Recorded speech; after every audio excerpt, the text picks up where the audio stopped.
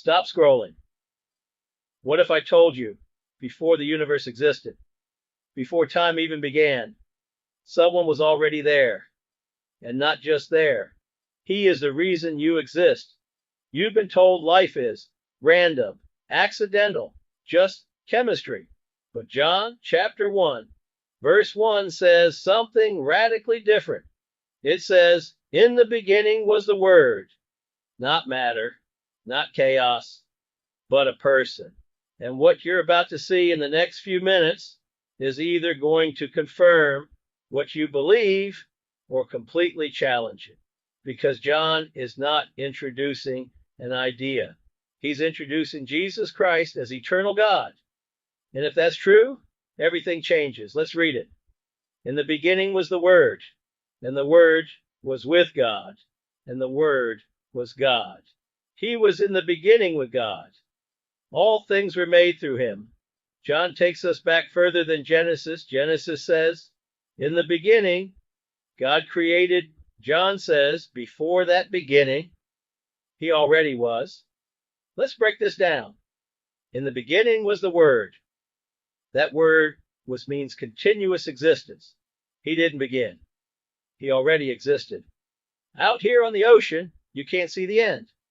But even the ocean has a beginning. Jesus does not. The Word was with God. This means relationship, face to face, eternal fellowship. God has never been lonely. The Word was God. This is the boldest statement. Not like God, not a lesser God, but fully God. Now stay with me because this is where it gets personal. If Jesus is truly God, then ignoring him is not neutral. It's rejection. John chapter 1 verse 3 says, all things were made through him. Everything. That includes this cruise ship, the ocean beneath you, the air you're breathing. Think about this ship. It didn't appear out of nowhere. There was a designer. There were engineers. There were builders. You'd never walk on board and say, wow, this just happened. But people look at the universe far more complex and say, no designer. John says, the one who designed everything stepped into what he designed. John chapter 1, verse 4, in him was life, and the life was the light of men. Life is not just biology, it's meaning, purpose, awareness. Why do people feel empty at the top of success? Why do people feel restless even when life is good? Why do people sense something is missing? Because life without the source feels incomplete. When the sun rises over the ocean, everything becomes visible. Without it, confusion, uncertainty, fear. Jesus doesn't just give life. He defines life. John chapter 1 verse 5, and the light shines in the darkness. Notice, the light doesn't wait, it shines. Darkness is not a force, it's the absence of light. Sin, confusion, brokenness, they thrive in darkness. But when Christ enters, truth is exposed. And here's the tension. People don't reject Jesus because he's unclear. They reject him because he's too clear. John chapter 1, verse 5b, and the darkness did not comprehend it. That word means overpower, overcome, extinguish darkness, try through, rejection, crucifixion, silence.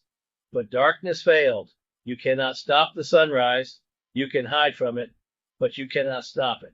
This is where everything comes together. The eternal Word became flesh, lived among us, went to the cross. Why? Because you and I live in darkness. We cannot fix ourselves. We cannot create our own light. So Jesus stepped in, took your sin, died your death, rose again.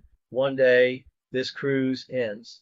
You step off the ship, journey over. One day, your life ends, and you will stand before God.